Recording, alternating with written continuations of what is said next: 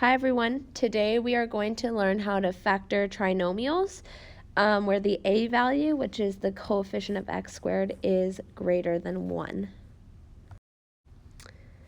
Okay, so this is an example of a trinomial where the a value, which is this number right here, is something other than 1. So in the past, the trinomials we factored has an a value equal to 1, and we use that magic x method. But here, we have to use a different method. Magic x won't work. So one method that we can use is called the bottom-up method. So the first step of the bottom-up method is always to take this starting coefficient and we're going to temporarily multiply it to our last number. So here's what we have. Now this remaining trinomial we can actually factor using magic x. So remember, for magic x, we take our last number and we put it on top, -15, and our middle coefficient, -2, goes on the bottom. And we're looking for two numbers that multiply to make -15 and add to make -2. So those two numbers must be -5 and 3. Those are the only two numbers that work. In fact, you can't even say +5 and -3 because that would not add up to -2. So those are the only two numbers, and those are going to be part of our factors.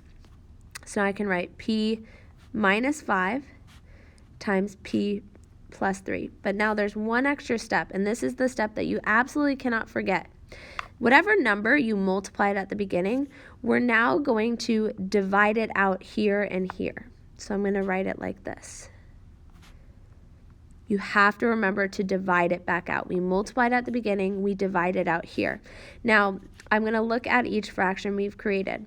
If you have something like this where the fraction can be simplified, we're going to simplify it. 3 over 3 is just 1, so we have p plus 1. However, if you have something that cannot be further simplified, like 5 over 3, this is where the name bottom up comes from. We take our bottom number and we bring it up in front of the p. So 3p minus 5. And those are the two factors.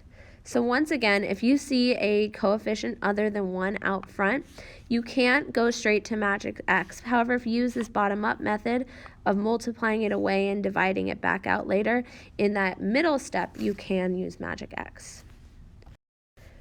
All right, let's try one more together.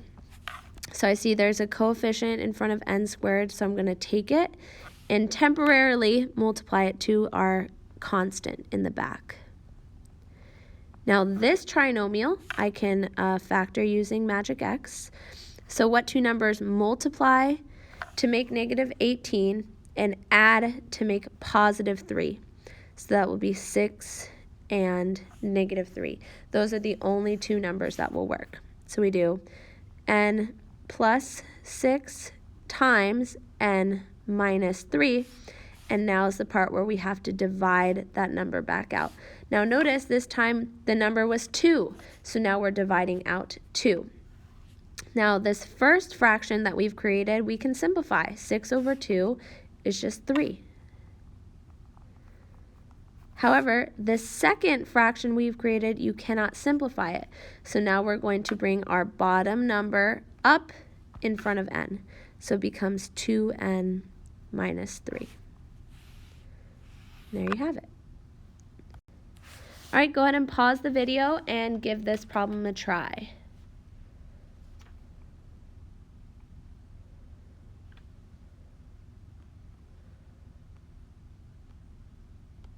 Okay, so here you can see that I took the coefficient of 3 and multiplied it to the 4.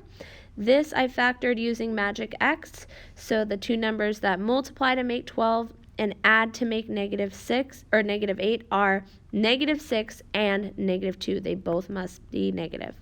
Now here you can see that I'm dividing that 3 back out. This simplifies to 2. This does not, so I bring it from the bottom up. All right, go ahead and pause the video and try one more on your own.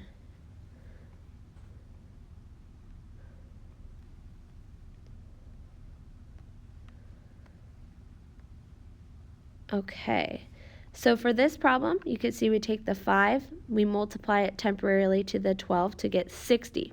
What two numbers multiply to make 60 and add to make 19? 4 and 5.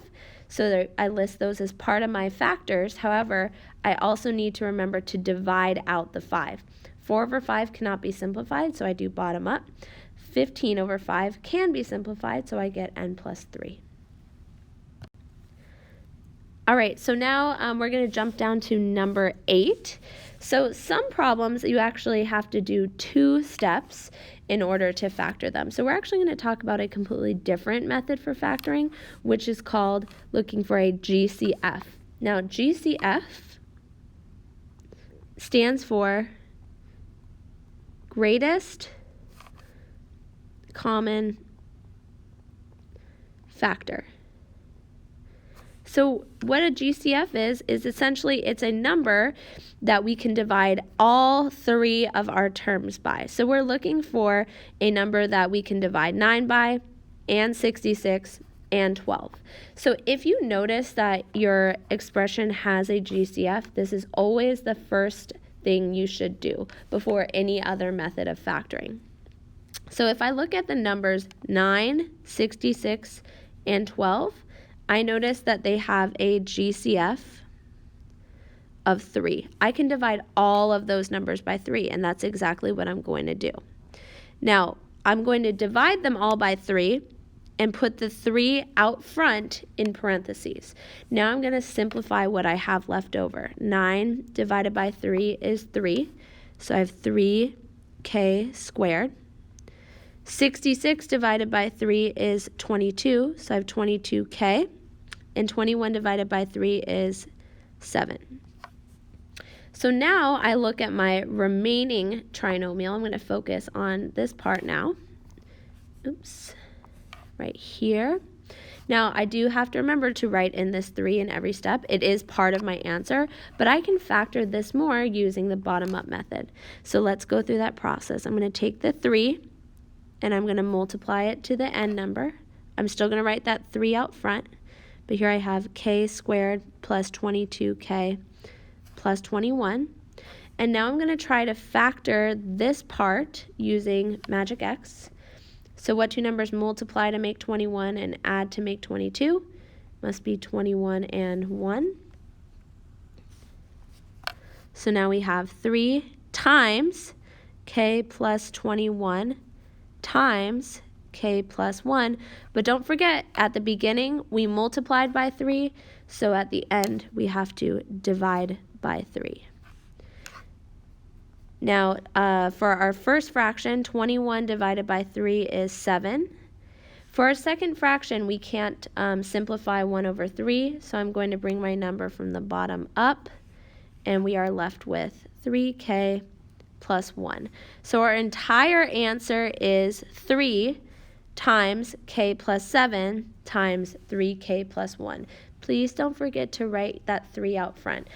Oftentimes people will tend to leave out their GCF, but it is a factor, so it needs to be part of every single step. All right, go ahead and pause the video and give this last example a try. Look for a GCF first, and then try the bottom-up method.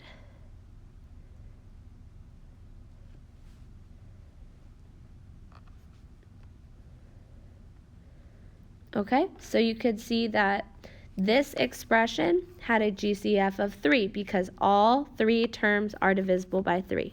So I divided all 3 by 3, and I wrote the 3 out front. What I have left is 5n squared minus 9n minus 2. I can factor this using the bottom-up method. So I multiply the 5 to the negative 2 to get negative 10. Here I used magic X.